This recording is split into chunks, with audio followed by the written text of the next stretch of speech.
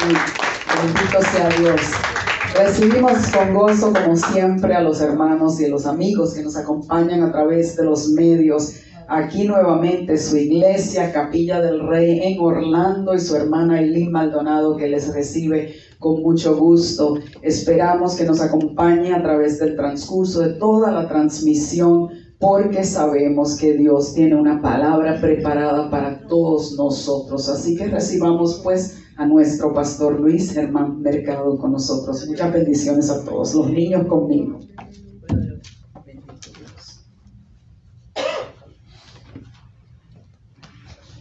Y los mayores conmigo.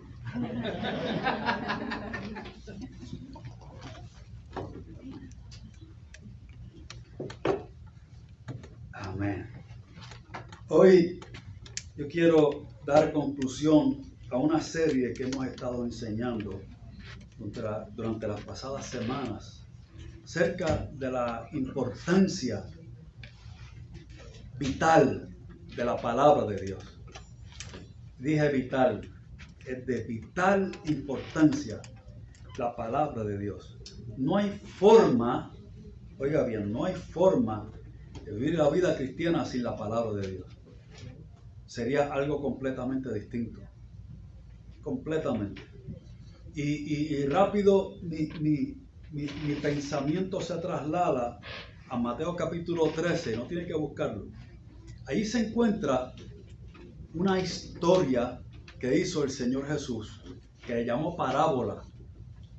Y es una parábola, yo diría, si no la más, es de las más reconocidas. La parábola del sembrador. Y el Señor Jesús dijo: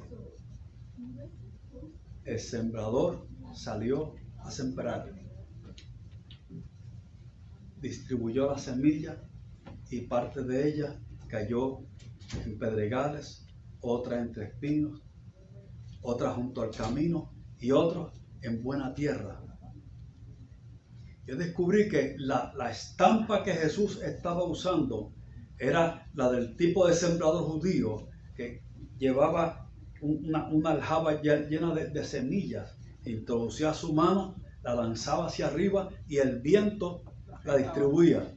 Si usted tomara en su mano algún material que se compone de muchas pequeñas partículas y lo lanza hacia abajo, quedan todas más o menos en el mismo sitio.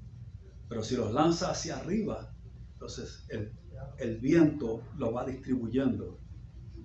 Eso ocurrió en la parábola del sembrador. Y dice la parábola que estaban junto al camino, los pedregales, entre espinos y buena tierra. Acto seguido, los discípulos, los apóstoles, le preguntaron al Señor Jesús, ¿por qué tú enseñas por parábola? Y la pregunta no vino simplemente porque sí, es que ellos no entendieron y muchos de los otros tampoco entendieron. Y eran los 12 apóstoles.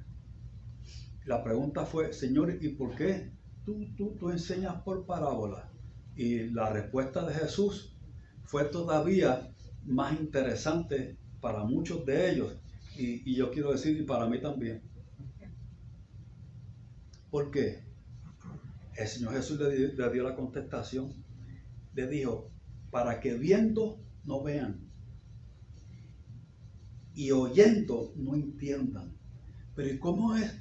Porque cualquiera diría: bueno, pero si se da un mensaje para que entiendan. Pues el Señor Jesús dijo: no, para que oyendo no oigan y que no entiendan. Y explico por qué. Porque el corazón de este pueblo se ha engrosado. Y oiga bien, si hay algo que el Señor quiere que cuando escuchemos la palabra es que entendamos. Dijo: porque para que no entiendan. Pero el Señor quiere que entendamos dónde se reconcilia una cosa con la otra. El corazón de este pueblo se ha engrosado, quiere decir que los que no entendieron tenían un corazón engrosado. ¿Sabe qué es un corazón engrosado? Cuando el corazón está cubierto de grasa,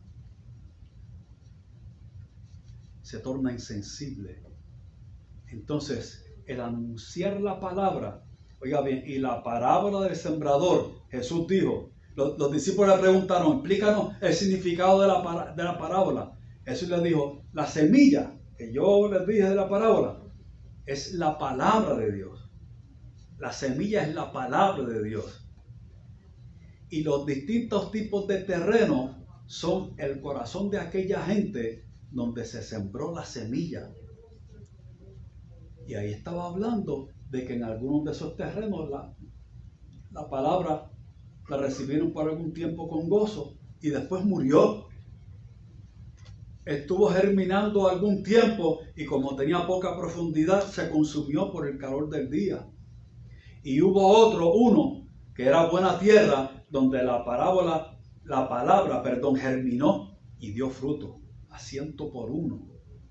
Y yo quiero decirle entonces que el propósito de las parábolas era, de todas ellas, que cuando el hombre escuchara la palabra, si no la podía entender, era porque su corazón se había engrosado. Y eso habla de él, no de la palabra. Eso no habla de la palabra. La palabra de Dios es viva y es eficaz. Y siempre es poderosa. La palabra de Dios es más cortante que toda espada de 2 filos. Siempre. ¿Cómo es posible que en el corazón de alguien sea ahogada? Pues eso no habla de la parábola. Habla de la persona. Habla del corazón de esa persona. Por eso el Señor daba parábolas. Porque era manifiesto. Quien no entendía, quien no podía entender, tenía un corazón engrosado. Escúcheme bien. Ante el anuncio de la palabra de Dios es imposible la indiferencia. Yo quiero decir eso otra vez. Es imposible la indiferencia. No es posible permanecer indiferente ante la palabra de Dios. ¿Por qué no? Porque ella es poderosa. Ella es viva. Es eficaz. Es pertinente.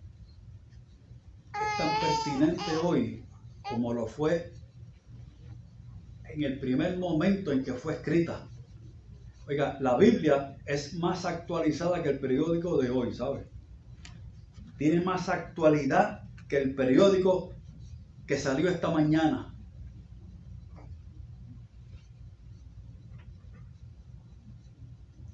No está allí la diferencia. La indiferencia no es otra cosa que el rechazo. Cuando no hay respuesta positiva, no hay indiferencia. Se llama rechazo. Oiga bien, no hay forma de vivir la vida cristiana sin la palabra de Dios. No hay forma. Es que tiene que ser por la palabra. ¿Por qué? Porque la palabra revela a Dios y descubre quién soy yo. Lo digo otra vez. La palabra revela a Dios y descubre quién soy yo. La palabra toca la última fibra más profunda del corazón del hombre. No importa dónde se encuentre, no importa su edad. Por eso hay niños siendo afectados por la palabra. De la misma forma, hay ancianos afectados por la palabra. Hay gente tan anciana que está en las postrimerías de su vida y son tocados por la palabra de Dios. Porque viene de la boca de Dios. Viene de su propia boca. Yo quiero hablar de 5 aspectos de la palabra de Dios y no me voy a extender. 5 áreas en que la palabra de Dios es efectiva y poderosa. Primero, la palabra de Dios juzga. Ay, no nos gusta esa palabra. La palabra de Dios juzga. En estos días no se habla mucho de juicio, ¿verdad que no? Pero la palabra de Dios juzga. Juicio en el sentido positivo. Oiga, cuando Dios cuando la Biblia habla de juicio, sus juicios son manantiales de vida. Sus palabras, aun cuando su palabra me reprenda, aun cuando su palabra me señale y me reprenda, es con el amor de Dios que quiere para mí lo mejor. Amén. Decíamos en la clase hoy, en la clase bíblica de fundamentos, que la voluntad de Dios para el hombre siempre es buena, siempre es de bien. Por eso no enseñamos, nuestro mensaje no es el infierno. Nuestro mensaje no es conviértete a Cristo para que escapes del infierno. Nuestro mensaje es conviértete a Cristo para que seas salvo. Y camina en el Señor para que te mantenga siendo salvo. ¿Que hay un infierno? Sí, sí lo hay. Sí lo hay. Hay infierno. ¿Que hay juicio? Lo hay. Pero eso no es el centro del mensaje. El centro del mensaje es Cristo. Todo el mensaje del Evangelio señala hacia Cristo. Y los pensamientos de Él para con nosotros son de continuo el bien. Yo quiero decir en primer lugar que la palabra juzga. Yo quiero ir a Juan, Evangelio de Juan capítulo 12, verso 47.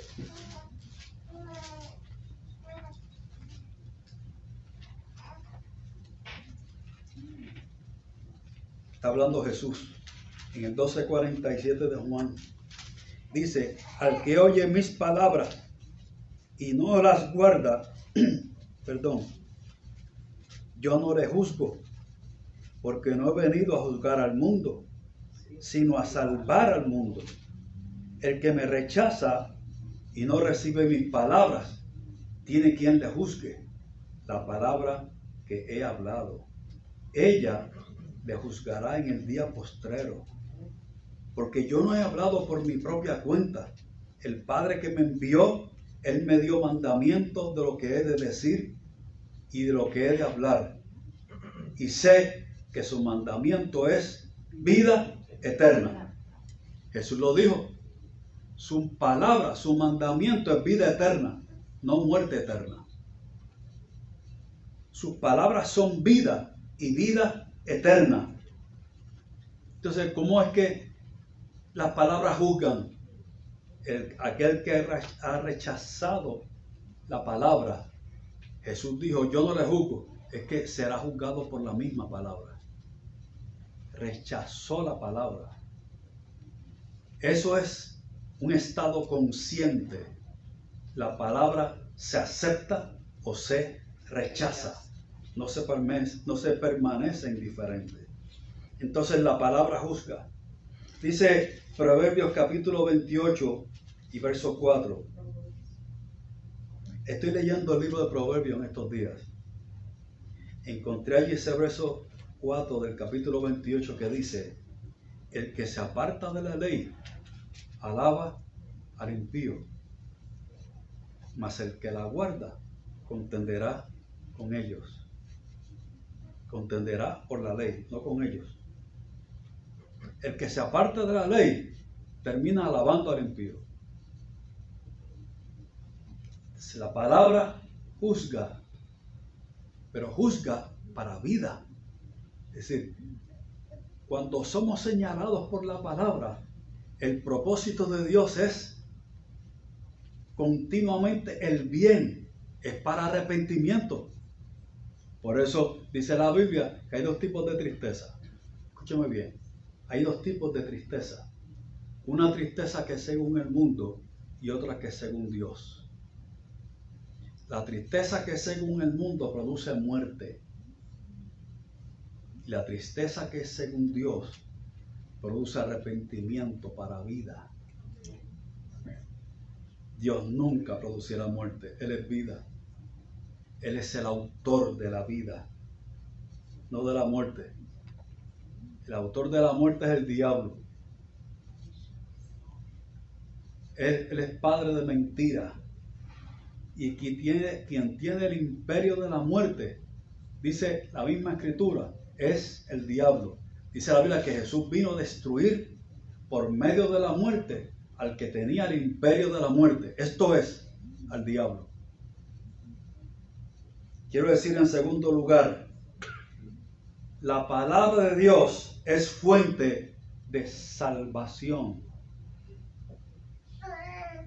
La palabra de Dios es fuente de salvación.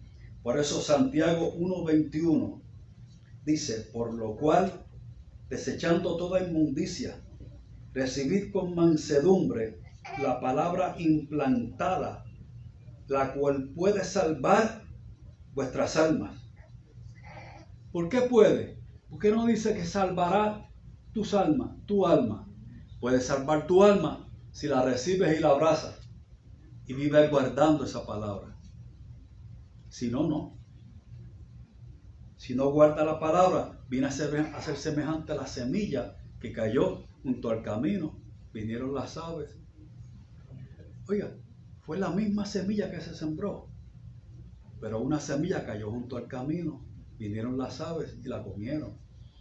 Y otra cayó entre espinos, y como tenía poca profundidad, cuando vino la persecución por causa de la palabra, la ubicaron y volvieron atrás. Fue la misma semilla. La diferencia estaba en el terreno. Dice en Romanos 10:17, la fe viene por el oír y el oír de la palabra de Dios. Ustedes conocen bien ese verso, ¿verdad que sí? Dígame, la fe viene y el oír por la palabra de Dios. Si la palabra de Dios se oye, es que alguien estuvo anunciándola. ¿Sí o no? Hubo alguien anunciándola. Se oyó. Y a través del anuncio de esa palabra vino la fe. La fe vino por el oír y el oír de la palabra, no de otra cosa. No de otra cosa. La fe viene por el oír y el oír de la palabra de Dios. Hay gente que dice, yo tengo una fe tan grande. ¿De dónde viene esa fe? ¿De dónde viene? Si viene de la palabra de Dios, yo le digo amén. Si no, pues eso no es fe. Es convicción en algo, pero fe en la fe. Hay gente que se jacta de tener una fe muy grande y yo pienso aquí que han convertido la fe en un ídolo. Tienen fe en la fe.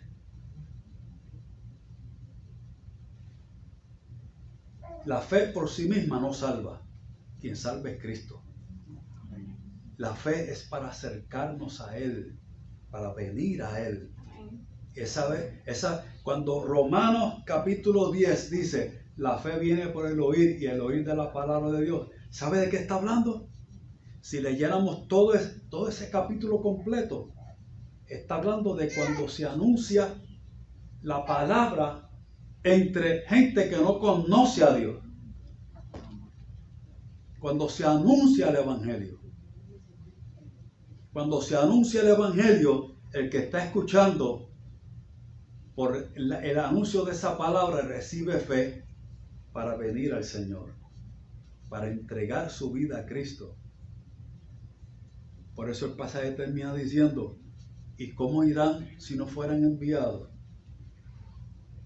¿Cómo irán si no hubiera quien les anuncie? Tiene que haber quien les anuncie, tiene que haberlo. ¿Y cómo irán si no fueran enviados? Dice Romanos capítulo 10. Así que la fe viene por el oír y el oír de la palabra de Dios. Y yo quiero decir en segundo lugar, la palabra es fuente de salvación. Escúchame bien. La palabra de Dios salva. Y el guardarla es evidencia de que somos salvos.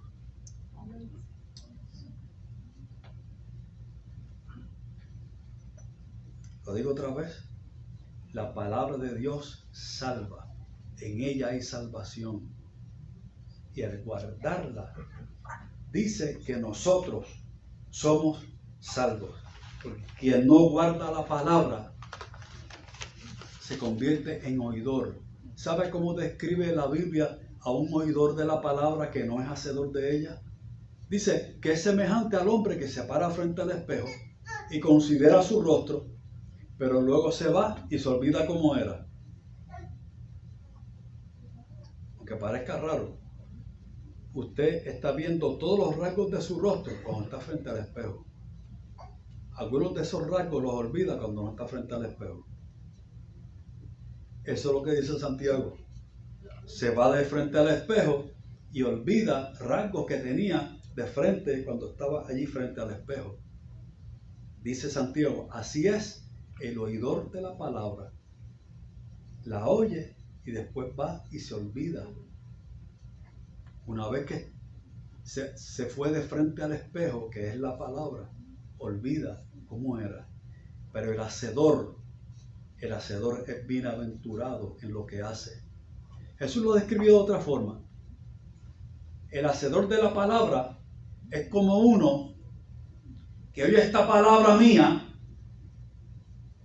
y la hace, y es semejante a aquel que edificó su casa sobre la roca.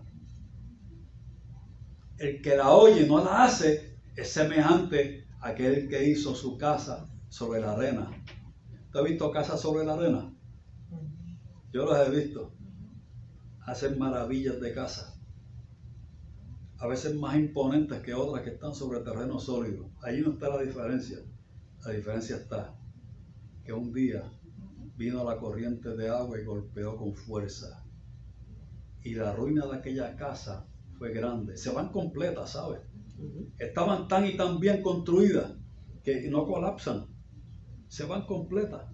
Llegan allá al río o al mar, la casa completita flotando. Yo creo que hasta con los muebles en su sitio y todo. Sí, pero se fue. ¿Por qué? No tenía fundamento. El que me oye estas palabras, dijo Jesús, y las hace, es semejante al que funda su casa sobre la roca. Viene el río, los vientos fuertes y golpean, y ahí está.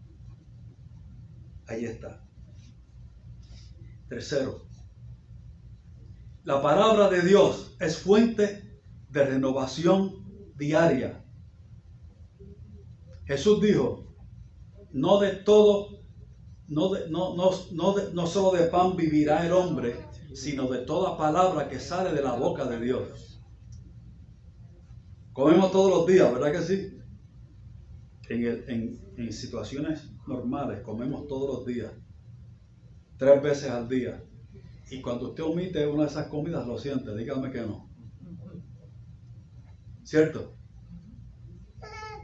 O usted me dice que llega un día y no desayunó y a las 11 está fresquecito. Y al mediodía usted está muy bien. Yo le garantizo que va a tener hambre, se va a sentir débil. Jesús dijo, no solo de pan vivirá el hombre, sino de toda palabra que sale de la boca de Dios. ¿Cómo es posible vivir de palabra de Dios solo los domingos? Y el resto de la semana no como. ¡Auch! Y el resto de la semana, ¿qué? Padezco hambre. Mira lo que dijo Job. Job lo dijo cuando estaba en lo más crudo de su prueba, después de haber perdido toda su familia, menos a su esposa que no murió y prácticamente la perdió. Fue ella la que le dijo, hombre, pero todavía tú conservas tu integridad. Maldice a Dios y muérete. O sea, la perdió ella también. Para los efectos la perdió.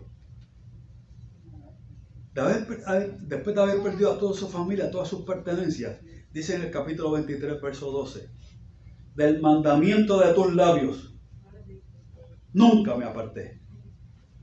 Guardé las palabras de tu boca más que mi comida. Guardé las palabras de tu boca más que mi comida. Lo que está diciendo Job, yo podía presentir de una comida, y de 2, y de 3 también, y de 4 también. pero de tu palabra yo no podía prescindir. Podía prescindir de alimentos exóticos, caros, artísticamente preparados, pero de tu palabra no podía prescindir. Entonces he dicho que la palabra es fuente de renovación diaria. La palabra es sabiduría para salvación. Dije que la palabra salva. La palabra es también sabiduría para salvación. Segunda de Timoteo, capítulo 3 y verso 14. También un pasaje muy reconocido. Segunda de Timoteo 3, 14. Y le dice a Pablo a su hijo espiritual, Timoteo: pero persiste tú en lo que has aprendido y te persuadiste, sabiendo de quién has aprendido, que desde la niñez has sabido las sagradas escrituras, las cuales te pueden hacer sabio para la salvación por la fe que es en Cristo Jesús. Y ahora explica por qué. Toda la escritura es inspirada por Dios y útil para y útil para enseñar. ¿Para qué es útil? Para enseñar. Para redarguir. ¿Sabe qué es redarguir? Convencer. Redarguir es convencer. La palabra de Dios nos redarguye. Cuando hay algo en nuestra vida que tiene que cambiar, nos redarguye. La palabra de Dios no culpa. Oiga muy bien, la culpa no es de Dios. Pero no encontrará un solo verso en la Biblia diciendo que Dios culpa a alguien. La culpa no es de Dios.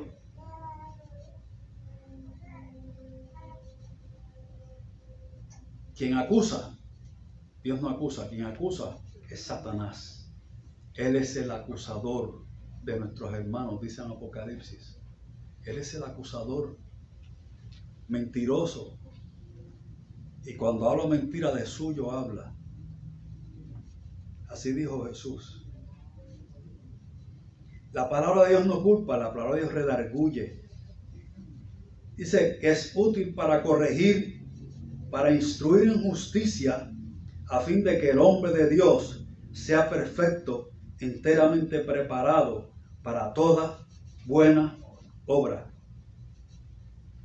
Entonces, la palabra de Dios es sabiduría para salvación. Cuarto, la palabra de Dios es guía moral y de conducta, de forma permanente y eterna. Para el mundo, la moral y la conducta es cambiante. Se puede cambiar a tono con la época. Hay cosas que eran detestables hace un tiempo atrás, hace años atrás, ahora son aceptadas. Hay cosas que en un tiempo eran inclusive ilegales y ahora son completamente legales. Antes de 1972, en Estados Unidos, el aborto era completamente ilegal. Quien quisiera practicarse un aborto tenía que ir a escondidas a una de las pocas clínicas que había para hacerse tal cosa. Hoy día es completamente legal. Ya una mujer ya no tiene que esconderse. Y el hombre que la acompañó tampoco tiene que esconderse para ir a una clínica a practicarse un aborto, porque es completamente legal. Pero la palabra dice que los homicidas no entrarán al reino de Dios. Y eso no cambia. Eso no cambia. El mundo cambia, pero la palabra de Dios no. El mundo censura cosas que antes alabó y alaba cosas que antes censuró. Pero la palabra de Dios no ha cambiado. El hombre ha cambiado, el mundo ha cambiado, pero la palabra de Dios no. Cuando la Biblia dice que los adúlteros no entrarán al reino de Dios, fue escrito, está ahí en 1 Corintios capítulo 6, verso 9. Un adúltero no entra al reino de Dios. Aunque hoy día el adulterio está enmarcado dentro de un marco, valga la redundancia, de aceptación. En muchos lugares, inclusive, es hasta pintoresco. Hay muchos argumentos que van a justificar que un hombre adultere, porque se dice, a fin de cuentas, el hombre es así. Y se entiende que el hombre tenga relación con varias mujeres, porque el hombre es hombre.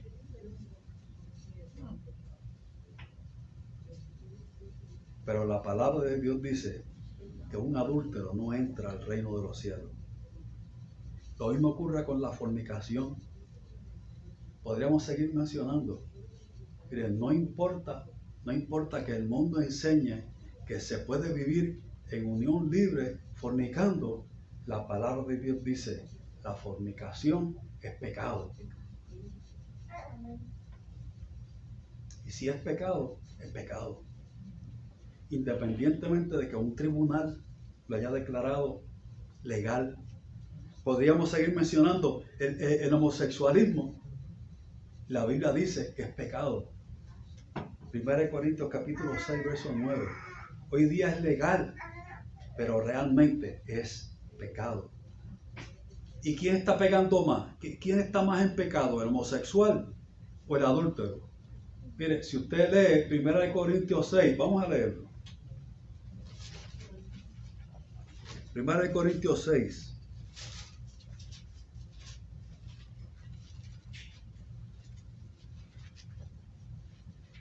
Verso 9.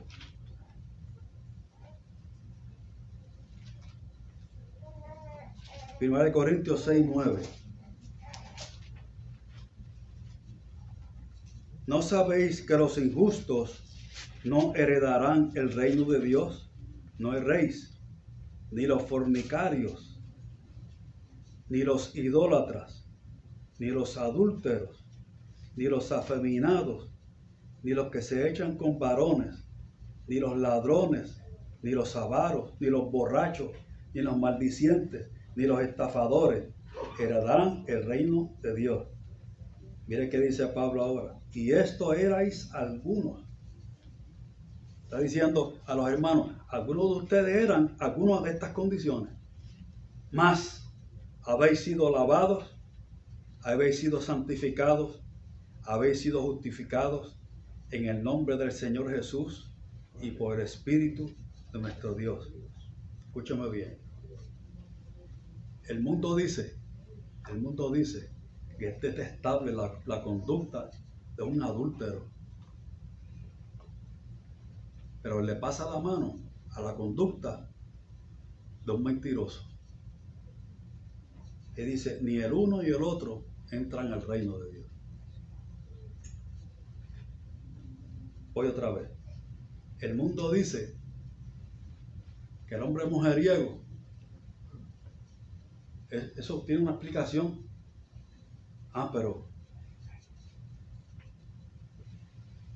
que el borracho, o sea que del borracho se convierte en una figura pintoresca, ¿sí? Y se le añade un diminutivo, borrachito, hasta con cierto cariño. Pero ahí dice que el borracho no entra al reino de Dios.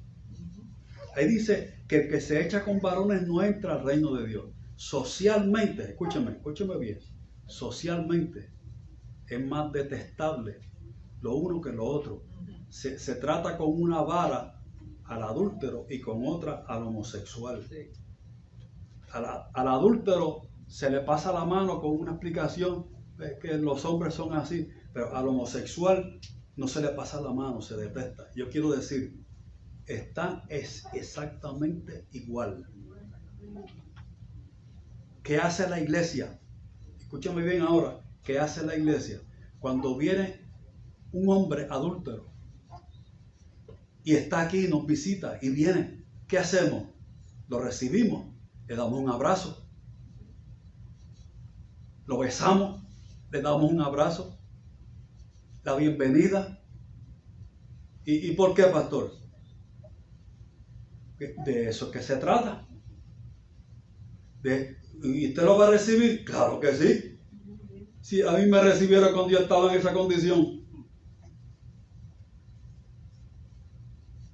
¿lo va a recibir? Sí. Yo no estoy diciendo que es salvo. Lo que estoy diciendo es que yo lo voy a recibir y lo voy a tratar con dignidad, y lo voy a tratar con cariño y lo voy a abrazar, pero el propósito es que se arrepienta y se aparte de esa condición de pecado. Y si llega un homosexual, lo voy a abrazar igual y lo voy a besar igual, lo voy a querer igual. No porque esté consintiendo en su condición. No, ¿por qué no? Porque la Biblia dice que no. De la misma forma que dice que no al mentiroso, que dice que no al afeminado. Por cierto, cuando habla ahí de afeminado, no se refiere a un hombre que tiene manerismos de mujer.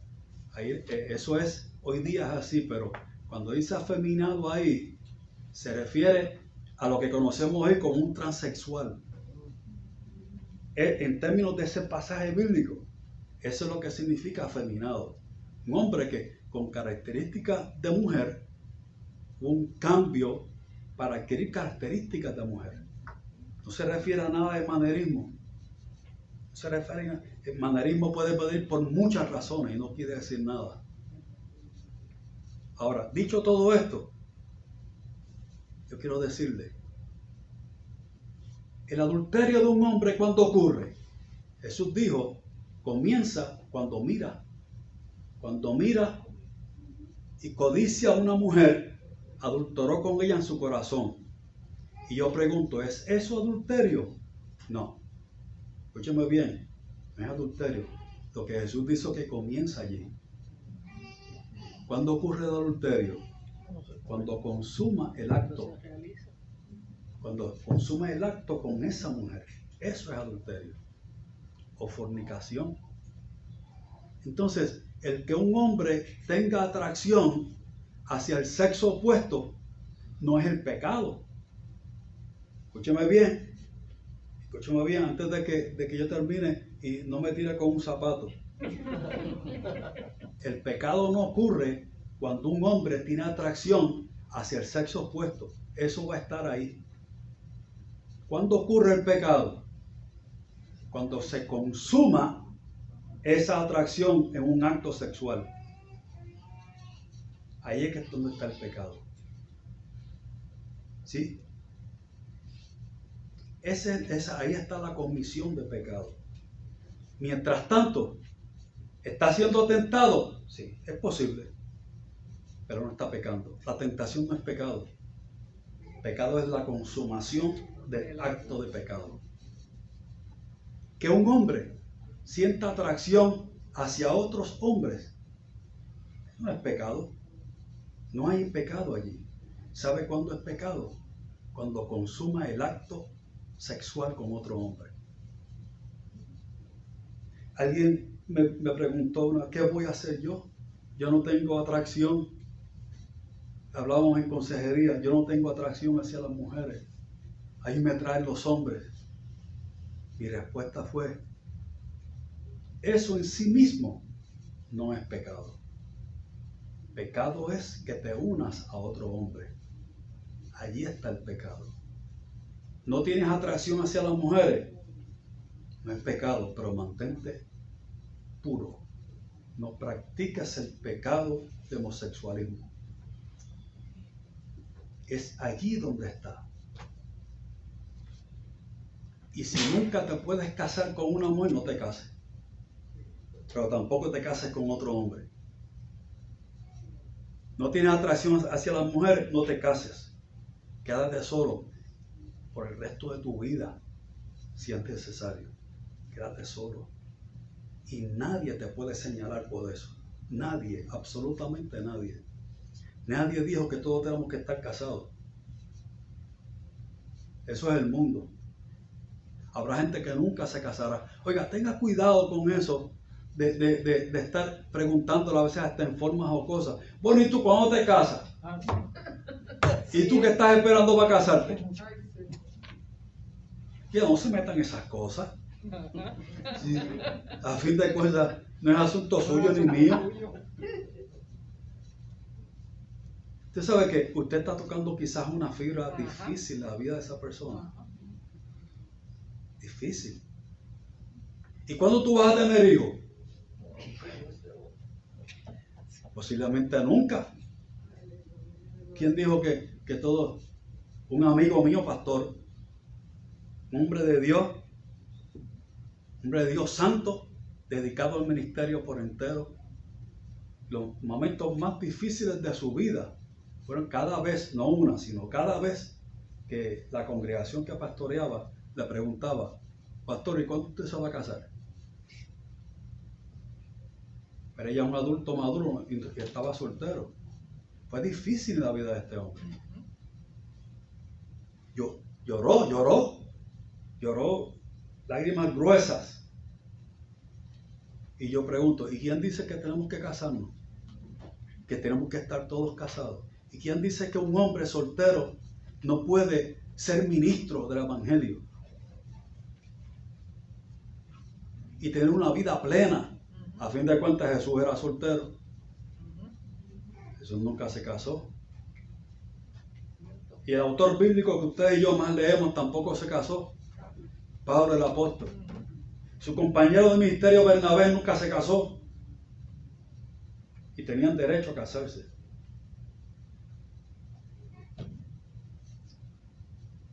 Tengamos cuidado cómo abordamos a gente poniéndole cargas que no estamos llamados nosotros a añadirle. ¿Cuál es el espíritu en la iglesia? Que no importa quién, no importa qué, lo recibimos con los brazos abiertos. Con los brazos abiertos. No para consentir en su condición de pecado, sino para llamar su atención y darle palabra, llamar su atención en el sentido positivo. Es decir, si usted ve a alguien que se está yendo por un precipicio y no hace nada, ¿es eso amor? Eso no es amor. Eso no es amor. Amor es decírselo. Sí, pastor, pero hay que decírselo con amor. Claro que sí. Claro que sí. Sin prejuicios. En la iglesia no puede haber prejuicios. Se le pasa la mano al adúltero, pero al homosexual no. Entonces, en la iglesia no puede haber prejuicios. Lo recibimos con abrazo al uno y al otro. Repito, para que procedan al arrepentimiento y se aparten de pecado y sean salvos, sean siervos y siervas de Dios. Como dice Pablo, y esto erais algunos, mas ya habéis sido lavados.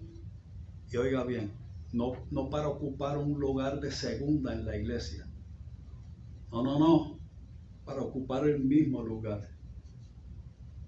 No para ocupar un lugar. El apóstol Pedro negó a Jesús, se arrepintió, pidió perdón, fue perdonado, restaurado, pero no para ocupar un lugar de segunda en la iglesia. Fue el apóstol Pedro. Y el día de Pentecostés, el que se puso de pie para predicar el evangelio delante de una multitud fue el mismo apóstol Pedro que negó al maestro. Ay, y que se arrepintió. ¿Qué puede hacer Dios en la vida de un hombre o una mujer que viene arrepentido? Le dice: Señor, te entrego mi vida, cámbiame, perdóname. El perdón es total. Total, pero total. No para sentarlo en una esquina con beneficios inferiores a los demás, sino lo mismo. Por eso dice Pablo, y esto erais algunos. pero ya no más. Ya no más. He dicho en cuarto lugar que la Biblia es guía moral y de conducta para bien. Yo quiero cerrar diciendo, cuando la palabra dice que ninguna de esa gente entra, no es porque a Dios le interesa que alguien se quede afuera. Y decíamos en la clase bíblica que el diablo, que el infierno no fue creado para el hombre, sino para el diablo y sus ángeles. No es la voluntad de Dios que hombre alguno termine algún día en el infierno. Para eso envió a su Hijo Jesús, para que todo aquel que en Él cree no se pierda, sino que tenga vida eterna. En la persona que está más caída, la persona que está más hundida en una vida de pecado, está todavía a la imagen y semejanza de Dios. ¿Sabe qué? Y esa persona es lo más parecido a Dios que yo tengo al lado ahora mismo. Esa persona con lo caído que está es lo más parecido a Dios. No hay criatura bajo el cielo que sea tan parecido a Dios como ese hombre que está en la condición más baja en este momento. Por eso, yo tengo que extender mi mano para levantarlo, no presentarle mi pie para que acabe de tropezar. ¿Ve la diferencia? No importa cómo se llame su condición, extender mi mano de amistad en Cristo para levantarlo y no ponerle mi pie para que trepiece, porque no es así. La iglesia no está para desechar. No somos quienes para descartar y desechar. Somos agentes de bendición para levantar. Si él ya está caído,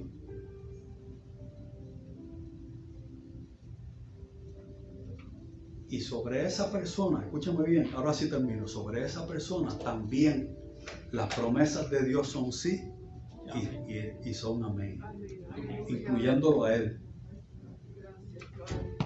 Oiga, mira de esta forma, si me recibió a mí, si él me recibió a mí, ¿quién soy yo para descartar a alguien? No puedo. No puedo. No puedo. Todas las promesas son en Cristo sí y en Cristo amén.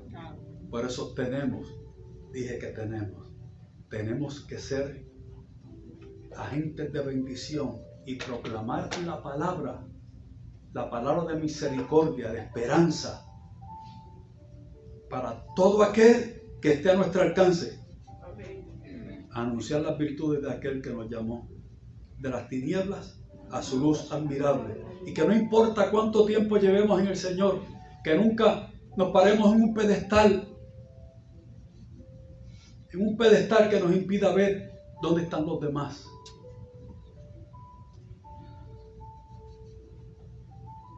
Jesús no lo hizo. ¿Cómo lo podría hacer yo? Siempre. La posición de la iglesia debe ser esa. Agente de bendición. Agente de bendición. Para restaurar a la imagen de Dios lo que quiere Dios. Siempre tiene que ser así. He dicho, la palabra de Dios juzga. La palabra de Dios es fuente de salvación. La palabra de Dios es fuente de renovación diaria. La palabra de Dios es fuente de sabiduría para salvación. Y la palabra de Dios es guía moral y de conducta. Yo termino aquí. Yes.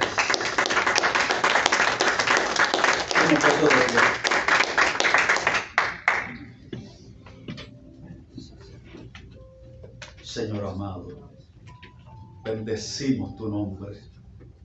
Bendecimos tu nombre. Dios mío, gracias por tu palabra. Tu palabra es viva y es eficaz. Tu palabra es luz y consuelo. Tu palabra alumbra nuestro camino, es lumbrera nuestro camino. Queremos vivir, Señor, guardando tu palabra. Guardando tu palabra, Dios. Dios, en el nombre de Jesús, haznos así, aún añádenos, que queremos llegar a aquel día, al gran día, caminando en tu palabra, caminando siempre en tu palabra. Gracias, gracias, Señor amado, gracias. Padre bueno, gracias. Dice a Dios, gracias por tu palabra. Gracias.